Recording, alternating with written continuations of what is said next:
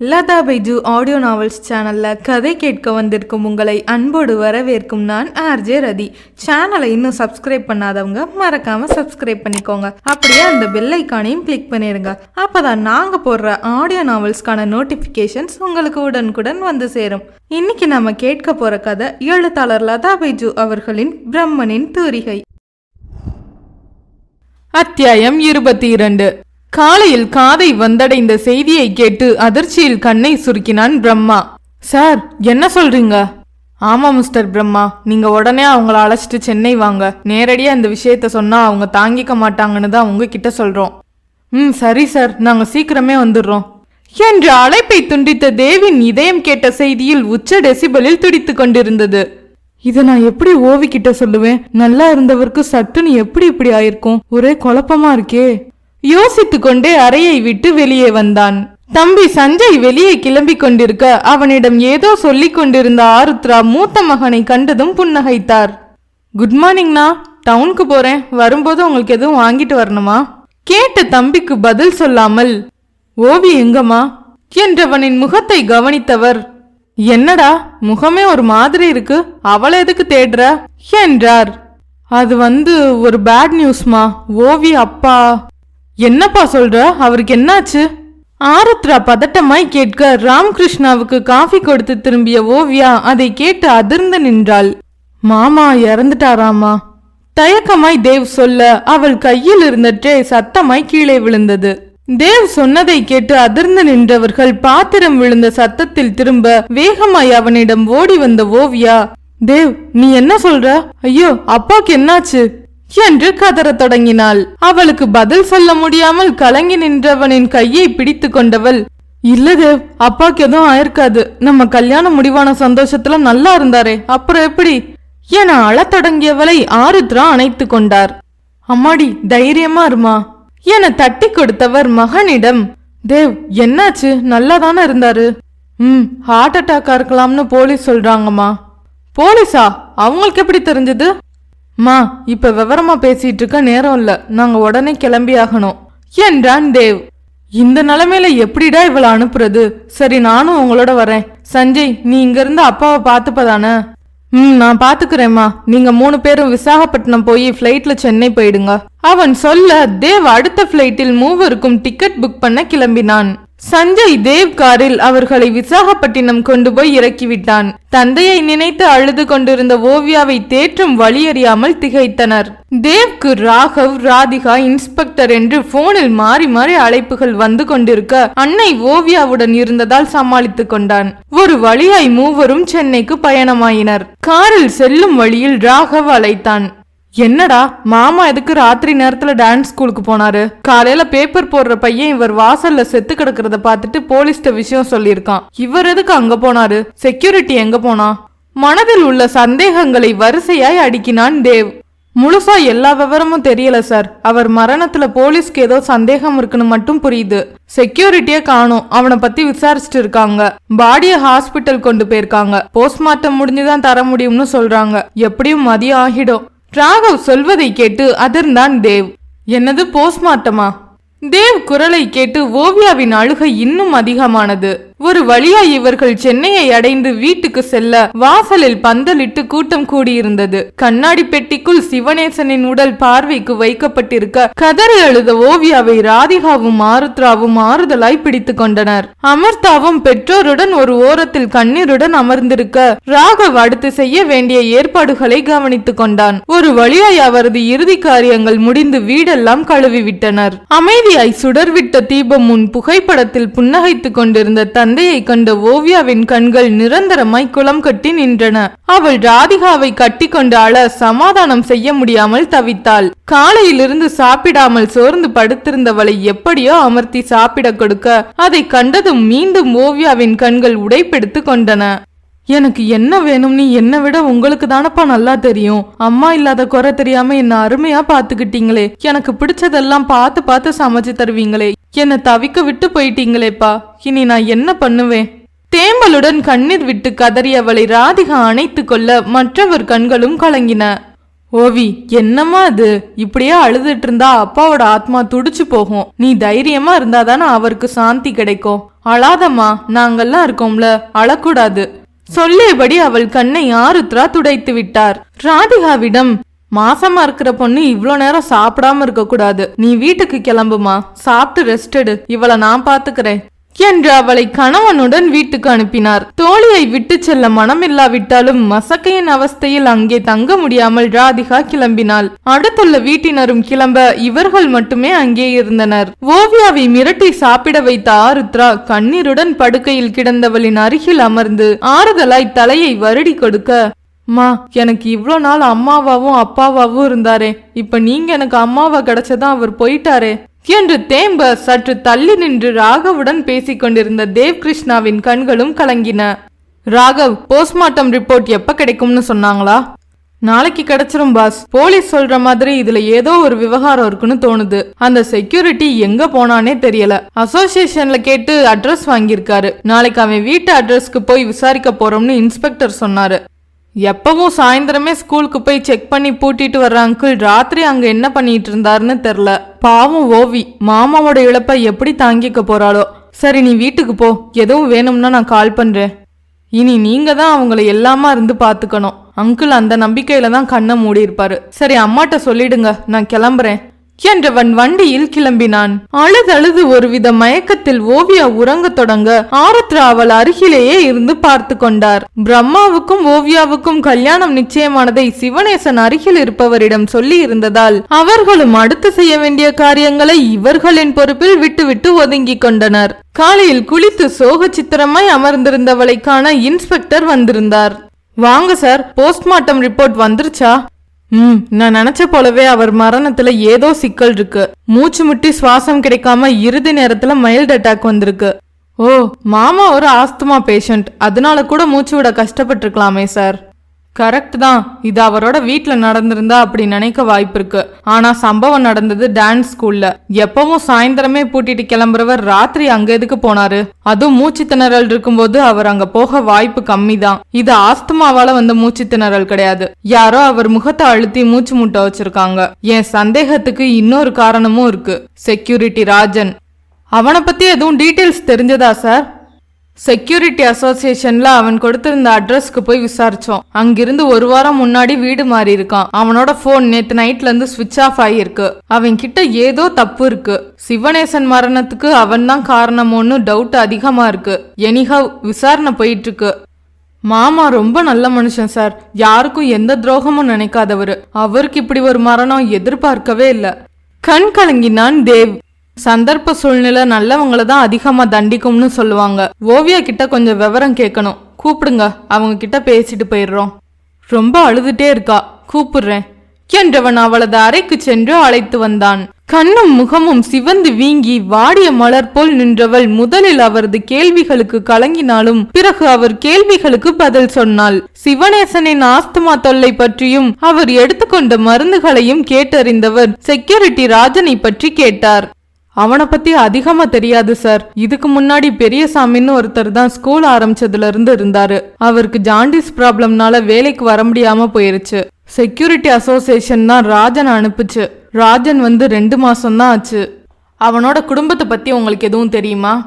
அவனுக்கு அம்மா மட்டும்தான் இருக்காங்கன்னு சொல்லியிருந்தான். அவங்களுக்கு அடிக்கடி உடம்புக்கு முடியாம போறதால ஊருக்கு அனுப்பிட்டு இங்க தனியா தான் இருக்கிறதா சொல்லியிருந்தான் சார். ஓ என்றவர் யோசனையுடன் கேட்டுக்கொண்டார். அப்பா ஒரு எறும்புக்கு கூட துரோகம் நினைக்காதவரு. அவரை போய் யாரோ கொலை பண்ணிருப்பாங்கன்னு என்னால யோசிக்க கூட முடியல சார். அவரோட உடம்ப போஸ்ட்மார்ட்டம்லாம் பண்ணி அவருக்கு இப்படி ஒரு சாவு வந்திருக்க வேணாம் என மீண்டும் ஓவியா அழத்தொடங்க அவளை தோளோடு அணைத்து சமாதானப்படுத்தினான் தேவ். சரிதான் மேடம், ஆனாலும் அவர் மரணத்துல எங்களுக்கு அழுத்தமான சந்தேகம் இருக்கு. ஒருவேளை உங்க அப்பா மரணம் இயற்கையா இல்லைன்னா அதுக்கு காரணமா இருந்தவங்களை தண்டிக்க வேணாமா என்றதும் கண்ணில் நீருடன் நிமிர்ந்தாள். கண்டிப்பா சார், என் அப்பாவை கொன்னவன் யாரா இருந்தாலும் அவனை கண்டுபிடிச்சு தண்டனை வாங்கி கொடுக்கணும். என்றவளின் குரலில் ஒரு உறுதி தெரிந்தது. இன்ஸ்பெக்டர் அவளிடம் மேலும் சில விவரங்களை கேட்டுக்கொண்டு கிளம்பினார். டான்ஸ் ஸ்கூல் சிவனேசனின் மரணத்தால் பூட்டி கிடந்தது. மாணவிகளின் பெற்றோர் சிலர் வீட்டுக்கு வந்து ஓவியாவை துக்கம் விசாரித்து சென்றனர். போலீஸ் விசாரணை ராஜனை தேடி தொடங்கியது. அவனது அலைபேசி இறுதியாய் அணைந்து போன இடத்தை டிராக் செய்து அந்த ஏரியாவுக்கு சென்று விசாரிக்க தொடங்கினர். அலைபேசியின் கால் ஹிஸ்டரியை சப் இன்ஸ்பெக்டர் சத்யா இன்ஸ்பெக்டரிடம் கொடுக்கவும் மேலோட்டமாய் ஆராய்ந்தவர், சத்யா, இதுல எந்த நம்பருக்கு ரெகுலரா பேசியிருக்கான்னு நோட் பண்ணுங்க. அப்புறம் ஸ்விட்ச் ஆஃப் ஆகுறதுக்கு முன்னாடி எந்த நம்பர்ல இருந்து கால் வந்திருக்குன்னு பாருங்க என்றார். சார், ஒரு நம்பருக்கு தினமும் ரொம்ப நேரம் பேசியிருக்கான். போன் ஸ்விட்ச் ஆஃப் ஆகுறதுக்கு முன்னாடி புதுசா ஏதோ ஒரு நம்பர்ல இருந்து தான் கால் வந்திருக்கு என்றார் சத்யா. அந்த நம்பர்ஸ் யாரோடதுன்னு பாருங்க. சரி சார். சார், ஒரு சஜஷன். இந்த ராஜன் ஒரு வாரம் முன்னாடி வீடு மாத்தி இருந்தா கண்டிப்பா வண்டி ஏதாச்சும் கூப்பிட்டுருப்பான். ஒரு வாரம் முன்னாடி உள்ள கால் லிஸ்ட் செக் பண்ணா ஒருவேளை டிரைவர் நம்பர் கிடைக்க வாய்ப்பு இருக்கு சார். சத்யா சொல்ல மலர்ந்தார். குட் சஜஷன் சத்யா, ட்ரை பண்ணுங்க. எனக்கு கோர்ட்ல கொஞ்சம் ஒர்க் இருக்கு, முடிச்சுட்டு வந்துடுறேன். நீங்க இந்த டீடைல்ஸ்லாம் கலெக்ட் பண்ணி வைங்க. Sure sir. அவர் கிளம்ப விரைப்பாய் ஒரு சல்யூட்டை கொடுத்து விட்டு இயல்பானான் சத்யா. போலீஸ் அவர்கள் தரப்பில் விசாரணையை முடுக்கிவிட அழுது புலம்பிக் கொண்டிருந்த ஓவியாவை தேற்ற ஆருத்ரா போராடி கொண்டிருந்தார். அப்பா பாவம்மா, இறுதி நிமிஷத்துல மூச்சு கிடைக்காம எவ்வளவு துடிச்சிருப்பாரு. தேவ் வீட்டுக்கு வந்தா ரொம்ப சந்தோஷப்படுவாரு. நிக்காம எதையாச்சும் புதுசு புதுசா சமைச்சு எடுத்துட்டு ஓடி வருவாரு. என்னோட விருப்பம் எதுக்குமே இதுவரை மறுத்ததே இல்ல. தனக்குன்னு எந்த விருப்பமும் வச்சுக்கிட்டதும் இல்ல. என் மனசு என்ன நினைக்குது, எனக்கு என்ன தேவைன்னு எனக்கு தெரியற முன்னாடியே அப்பா புரிஞ்சுக்கிட்டு அதை செஞ்சு முடிச்சிருவாரு. இனி அவரை பார்க்க முடியாதேம்மா. கல்யாணம் முடிஞ்சு நான் சந்தோஷமா வாழணும்னு சொல்லிட்டே இருப்பாரே. அந்த கல்யாணத்தை பார்க்க அப்பா இல்லையே.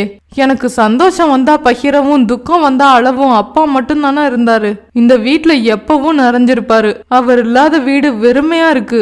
புலம்பி அழுது கொண்டே இருந்தாள் ஓவியா. இப்படி அழுதுட்டே இருந்தா எப்படிமா?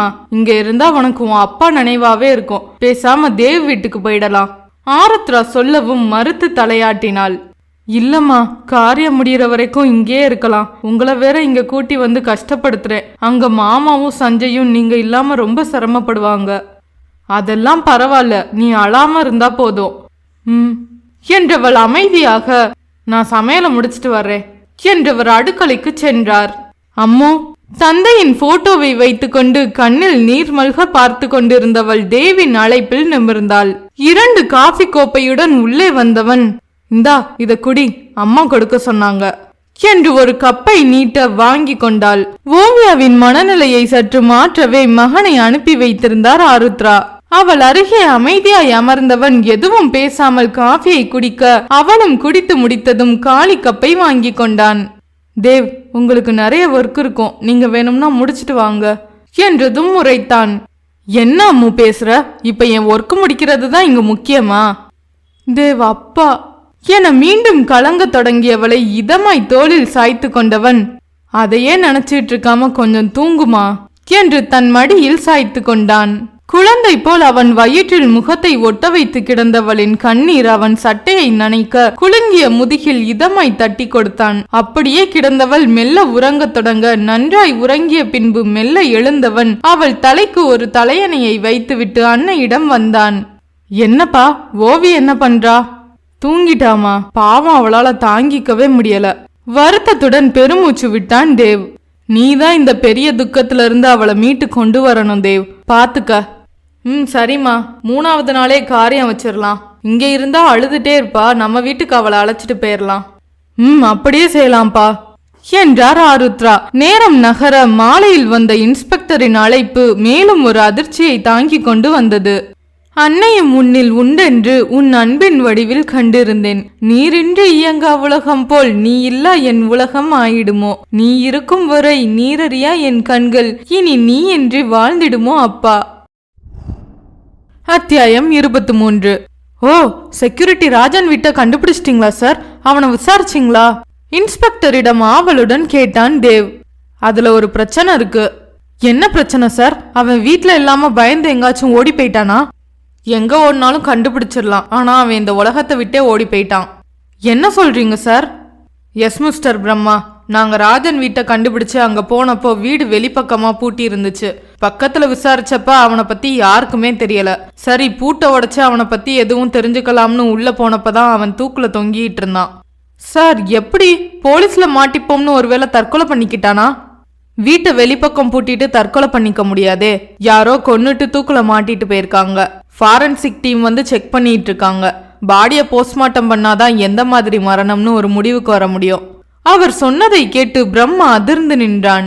ஓகே பிரம்மா, சிவனேசனை கொன்னது ராஜன்னு நாம நினைச்சா அவனையும் யாரோ கொன்னு இருக்காங்க.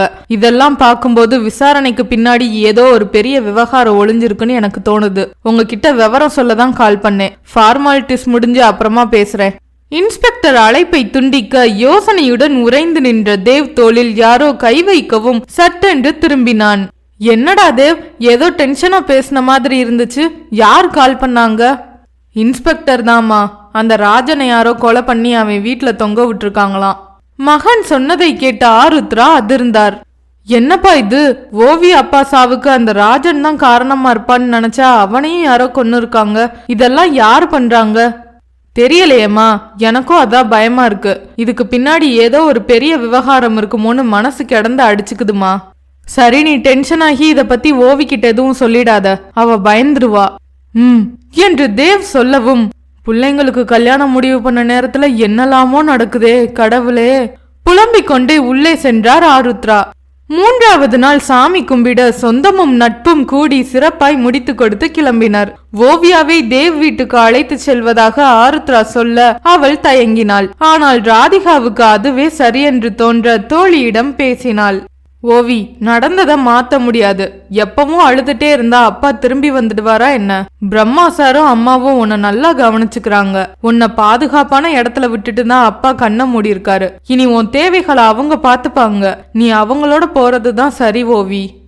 எப்படி ராதி, அப்பா வாழ்ந்த வீட்டை விட்டுட்டு கல்யாணத்துக்கு முன்னாடியே அவர் வீட்டுக்கு போனா 4 பேர் 4 விதமா பேச மாட்டாங்களா? பேசுறவங்க எப்பவும் பேசிட்டு தான் இருப்பாங்க. அவங்க வாய நாம மூட முடியாது. அது மட்டும் இல்லாம உங்களுக்கு தான் மேரேஜ் பிக்ஸ் ஆயிருச்சே, அப்புறம் என்ன? உனக்கு இந்த நேரத்துல பாதுகாப்பும் அன்பான அக்கறையும் தேவை. அது அவங்க கூட இருந்தாதான் கிடைக்கும். பிரம்மா சாரும் எத்தனை நாள் தான் வேலையெல்லாம் விட்டுட்டு இங்கேயே உன்னோட இருக்க முடியும்? அவருக்கும் கஷ்டம் தானே. நீ அங்க போனா உன்னையும் கவனிக்கலாம், வேலையவும் முடிக்கலாம். மறுக்காத ஓவி. என்றவளுக்கும் அதுவே சரி என்று தோன்றியது. வீட்டில் எந்த பக்கம் திரும்பினாலும் தந்தை அவளை நோக்கி சிரிப்பது போலவும் ஏதோ சொல்வது போலவும் நினைவுகள் வந்து கண்ணை நிறைத்தது. பிரம்மாவும் தனியே விட மாட்டான் என்று மறுக்காமல் கிளம்பினாள். போகும் வழியில் நாட்டிய பள்ளியை காண சென்றனர். சிவனேசன் மரித்து கிடந்த இடத்தில் சாக்பீஸால் வரைந்த கோடுகளை கண்ணீருடன் பார்த்து நின்ற ஓவியாவை கைப்பிடித்து காருக்கு அழைத்து சென்றான் தேவ். ஆருத்ராவுக்கும் மிகவும் சங்கடமாய் இருந்தது. அவர் இல்லாமல் ஊரில் கணவரை கவனித்துக் கொள்ள முடியாமல் சஞ்சய் தள்ளாடி கொண்டிருக்க உதவிக்கு ஆளை அழைத்து கொண்டாலும் சரியாகவில்லை. அம்மா, நீங்க இல்லாம அப்பாவும் தம்பியும் ரொம்ப கஷ்டப்படுவாங்கம்மா. நீங்க ஊருக்கு கிளம்புங்க. ஓவி இப்படி இருக்கும்போது எப்படிப்பா நான் கிளம்புவேன்?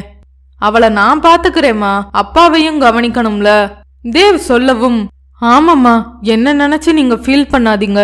இங்க என்ன கவனிக்க தான் தேவ், ஜானுமா, ராகவ், அமிர்தானி எல்லாரும் இருக்காங்களே. நீங்க ஊருக்கு போயிட்டு வாங்க என்று ஓவியாவும் சமாதானப்படுத்த அரை மனதுடன் சம்மதித்தார். அடுத்த நாள் ஆருத்ரா கிளம்ப ராகவை அன்னையுடன் துணைக்கு அனுப்பினான் தேவ். நிறைய வேலைகளை முடிக்க வேண்டியிருந்ததால் பிரம்மா மதியம் வரை பிஸியாய் இருந்தான். வார இதழாசிரியர் ஒருவரை சந்தித்து விட்டு சில புதிய கதைகளுக்கு வேண்டிய ஓவியங்களை பற்றி கலந்து ஆலோசித்து விட்டு வீட்டுக்கு வரும்போது சமயம் 2ஐ தாண்டி இருந்தது. ஜானுமா, பசிக்குது, லஞ்ச் எடுத்து வைங்க சொல்லிக்கொண்டே உள்ளே நுழைந்தவன், ஓவி சாப்பிட்டாளா என்று கேட்க, இல்ல தம்பி, நீங்க வரட்டும்னு சொல்லிட்டாங்க என்றார் ஜானுமா. சரி, எடுத்து வைங்க, நான் போய் கூப்பிட்டு வரேன் என்றவன் தனது அறைக்குள் நுழைந்து கை கால் அலம்பிக் கொண்டு ஓவியாவை தேடி அவளது அறைக்கு வந்தான். அவனது ஓவியங்கள் கொண்ட ஒரு ஆல்பத்தை மடியில் வைத்து பார்த்து கொண்டிருந்தாள் ஓவியா. அம்மு. அவனது அழைப்பில் சட்டென்று நிமிர்ந்தவள் அந்த பெயரை கேட்டதும் சட்டென்று கலங்கினாள். இந்த உலகத்தில் அவளை அம்மு என்று அழைப்பது தந்தைக்கு பிறகு தேவ் மட்டும்தானே. அம்மு, செம பசி, வா சாப்பிடலாம். தேவ், நீ என்ன அம்முன்னு கூப்பிடும் போது அப்பா கூப்பிடுற போல தோணுது அவள் சொல்லவும் பின்னில் இருந்து தோளோடு அணைத்து கொண்டு, ஓ, அப்ப நீ வேணும்னா என்ன அப்பான்னு கூப்பிட்டுக்க என்றதும் சட்டென்று முறைத்தவளை குறும்புடன் நோக்கினான். புருவம் தூக்கி, என்னடா நம்ம பிள்ளைக்கு அப்பாவாக போறவன் நம்மள அப்பான்னு கூப்பிட சொல்றான்னு தோணுதா?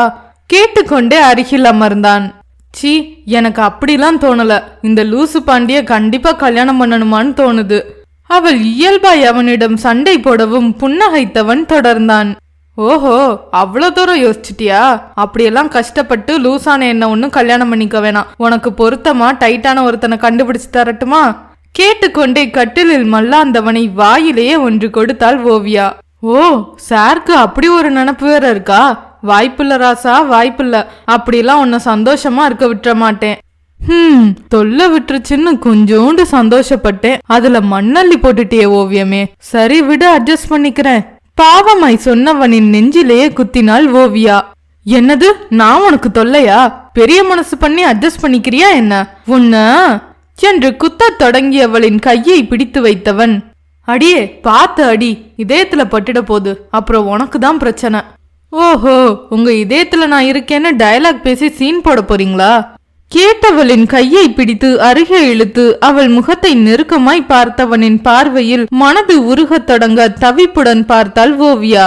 என் இதயத்துல நீ இருக்கன்னு யார் சொன்னா? அது துடிப்ப நிறுத்திட்டா நீ இல்லாம போயிடுவ.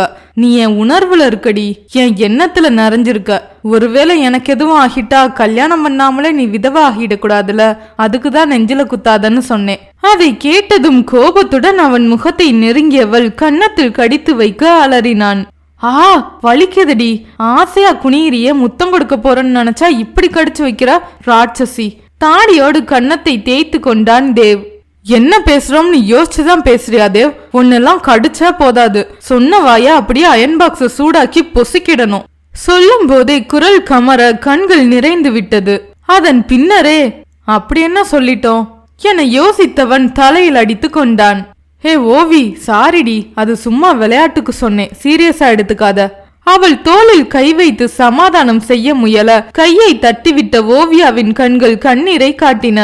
எது விளையாட்டு தேவ்? முன்னமே அம்மாவை இழந்து இப்ப அப்பாவே இழந்து நீ தான் எனக்கு எல்லாமே நினைச்சிட்டு இருக்க. என்கிட்ட பேச வேண்டிய பேச்சா இது?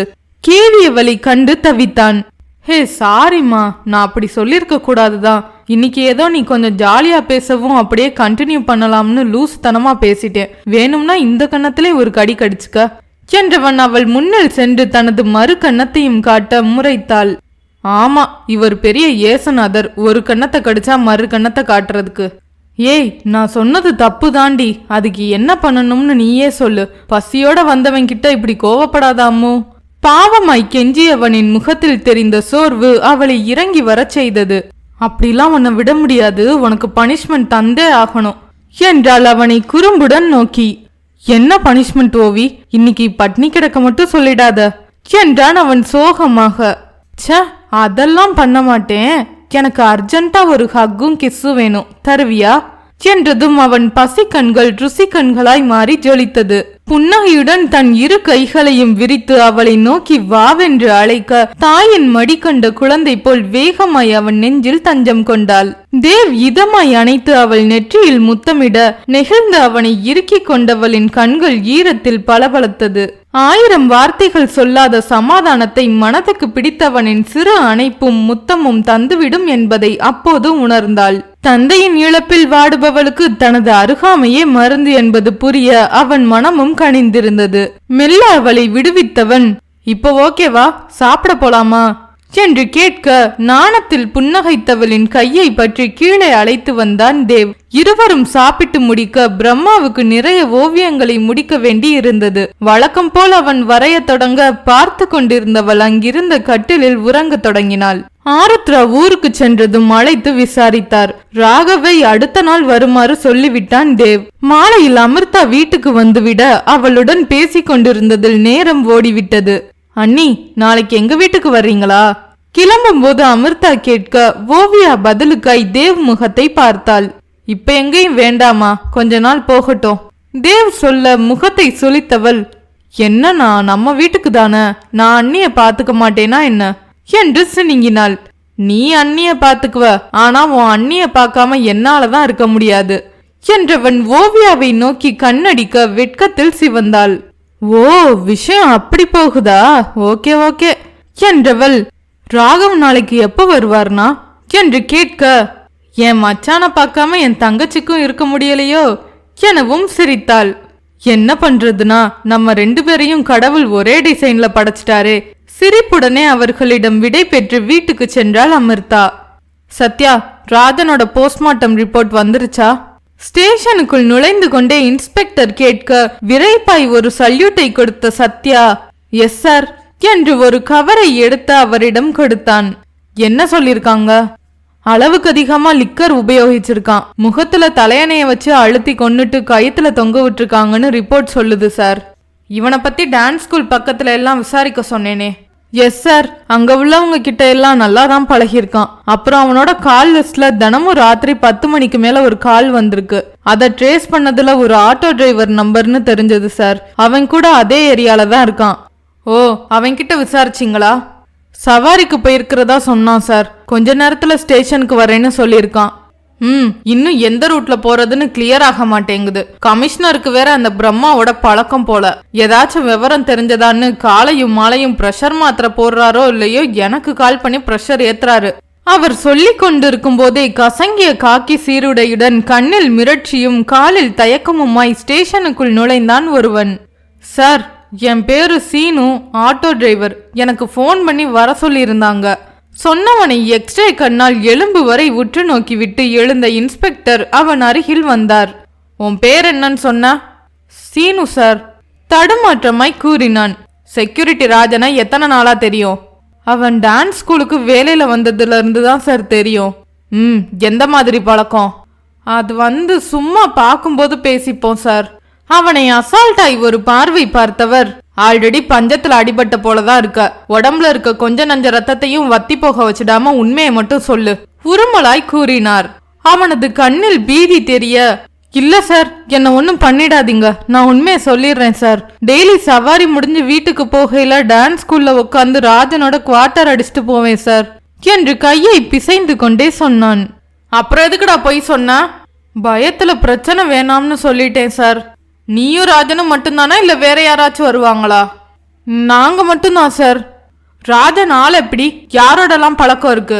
அவன் பாக்கு, தண்ணி, பவுடர்னு எல்லாம் யூஸ் பண்ணுவான் சார். என்னோட தண்ணி மட்டும்தான். அவனுக்கு பஷீர்னு ஒரு சிநேகிதா இருக்கான்னு சொல்லியிருக்கான். பஷீர்? அவன் எங்க இருக்கான்? என்ன பண்றான்?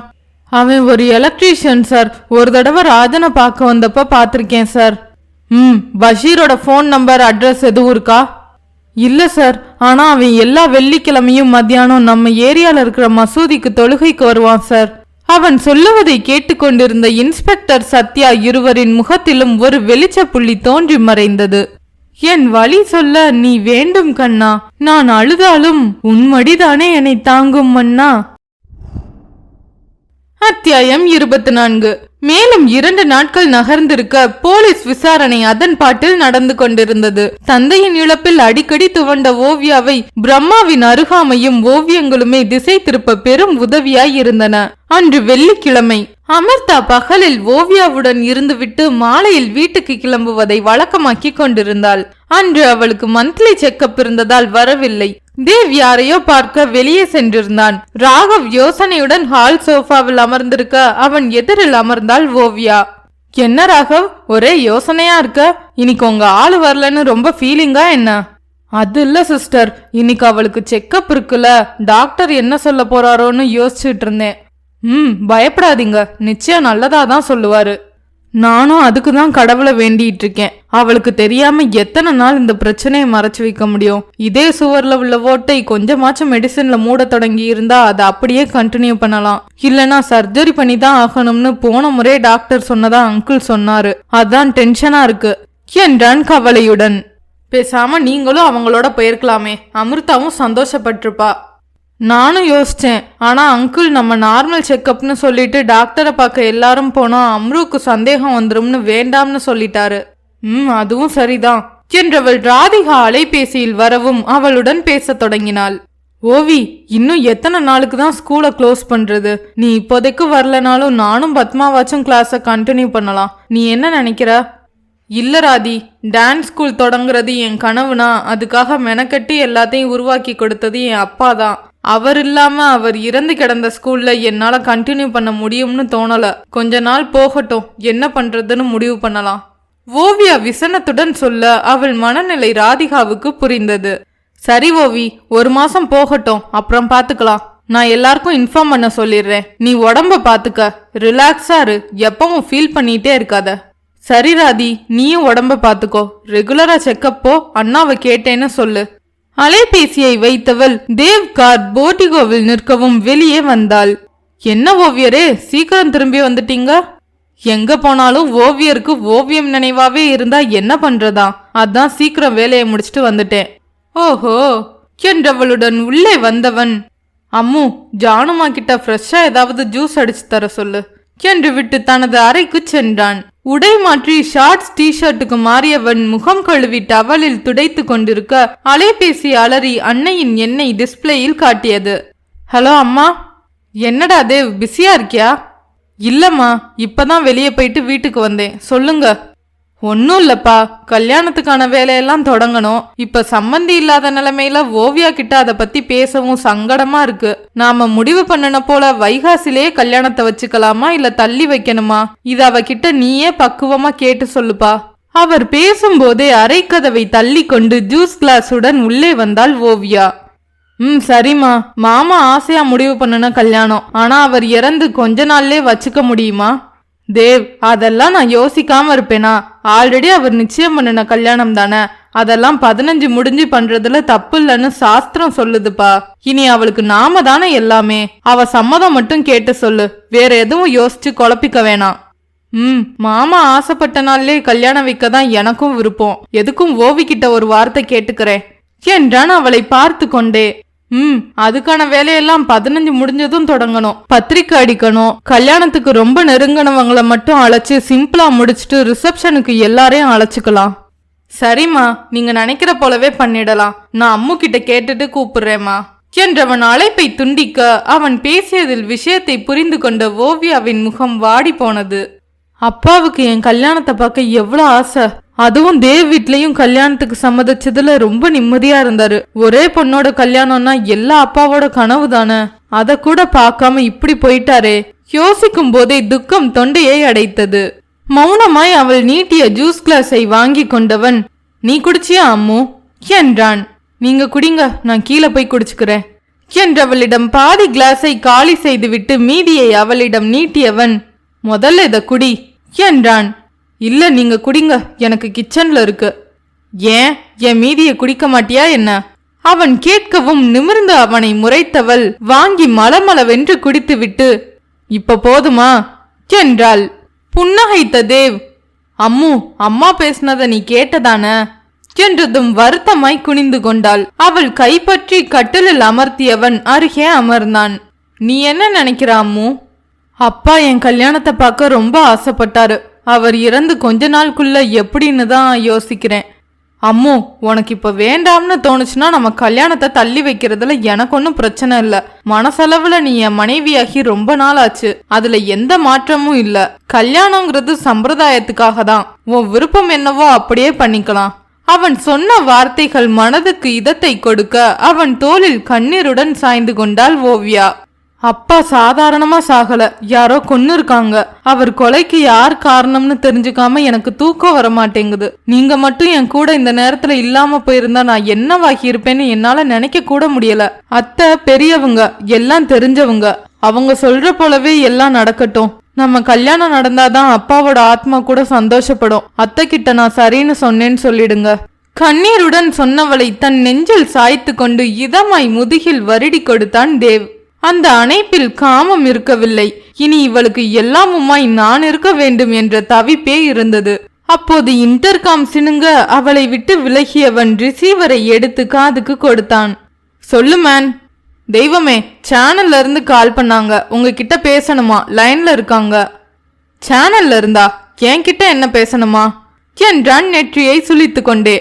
புதிய தலைமுறைன்னு ஒரு நிகழ்ச்சிக்கு உங்க இன்டர்வியூ வேணுமா, அத பத்தி பேசணும்னு சொல்றாங்க.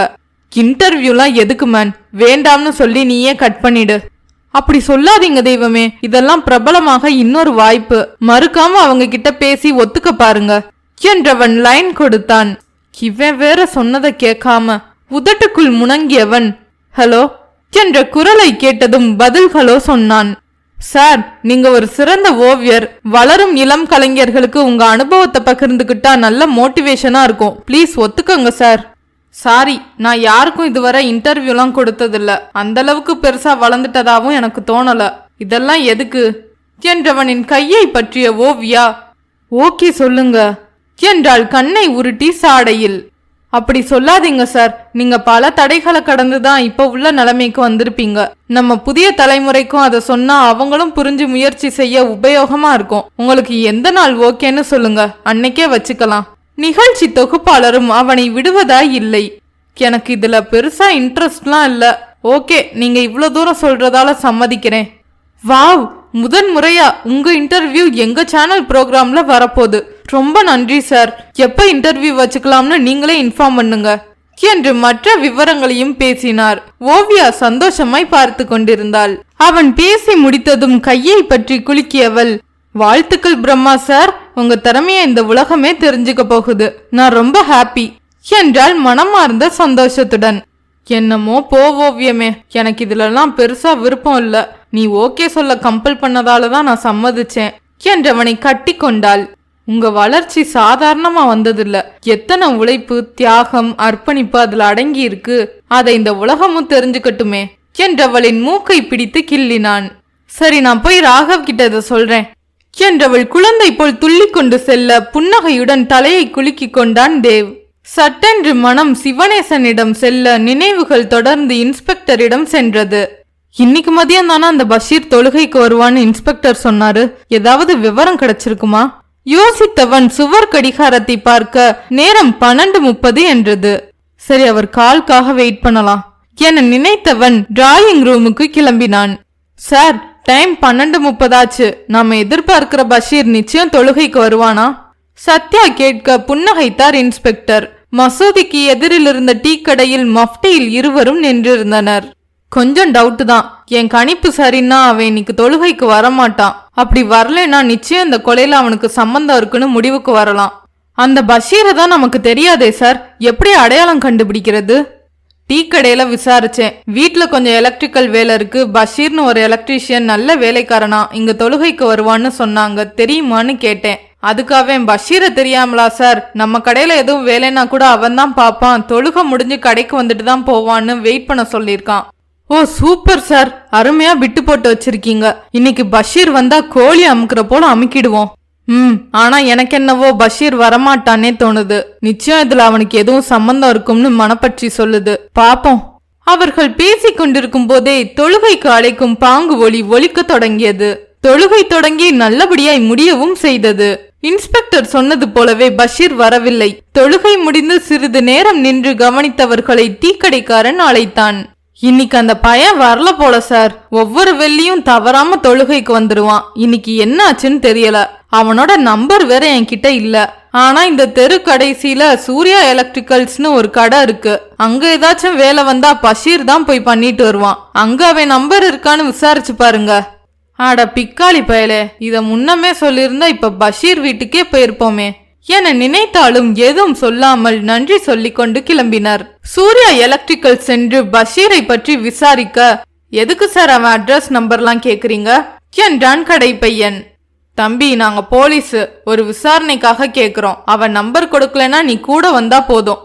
சத்யா சொல்ல மிரண்டவன் அழகாய் பஷீரின் விவரத்தை ஒரு துண்டு காகிதத்தில் எழுதி கொடுத்தான். அவனது அலைபேசி எண்ணை ராஜனின் அலைபேசிக்கு வந்த கால் ஹிஸ்டரியுடன் ஒப்பிட்டு நோக்க, சம்பவம் நடந்த அன்று மாலையில் 4-5 முறை பஷீரின் எண்ணிலிருந்து ராஜனுக்கு அழைப்பு போயிருந்தது. ஓகே, நம்ம அடுத்த மூவ் பஷீர் வீட்டு அட்ரஸ் சார் என்ற சத்யா உடனே கண்ட்ரோல் ரூமுக்கு அழைத்து பேசி விஷயத்தை சொன்னான். ரம்யா, சொன்னா கேளேண்டி, கொஞ்சோண்டு சாப்பிடேன். எனக்கு வேண்டாம். எதுக்குடி இப்படி அடம் பிடிக்கிற? உன் நல்லதுக்கு தானே சொல்றேன். அம்மா பேச்ச கேளு தங்கம். இன்னும் 2 நாள் தான். எங்க கோயம்புத்தூர் பிரான்ச்சுக்கு என்ன மாத்திருவாங்க. நாம அங்கவே போயிடலாம். சொன்ன அன்னையை வெறுப்புடன் நோக்கிய ரம்யா எதுவும் சொல்லாமல் திரும்பி கொண்டாள். கண்களும் உடலும் களைப்பை காட்ட தளர்வுடன் கட்டிலில் கிடந்தாள். ஆம்பளத்தனம் இல்லாம ஒவ்வொரு நிமிஷமும் நெஞ்சில நெருப்ப கட்டிட்டு இருக்க அம்மாவோட வேதனை எங்க உனக்கு புரிய போகுது? உனக்கு ஓ நியாயம் சரினா எனக்கு ஏன் நியாயம் தான் சரி. சாப்பிட்டா சாப்பிடு, இல்லைன்னா போ. எனக்கு ஆபீஸ்க்கு டைம் ஆச்சு.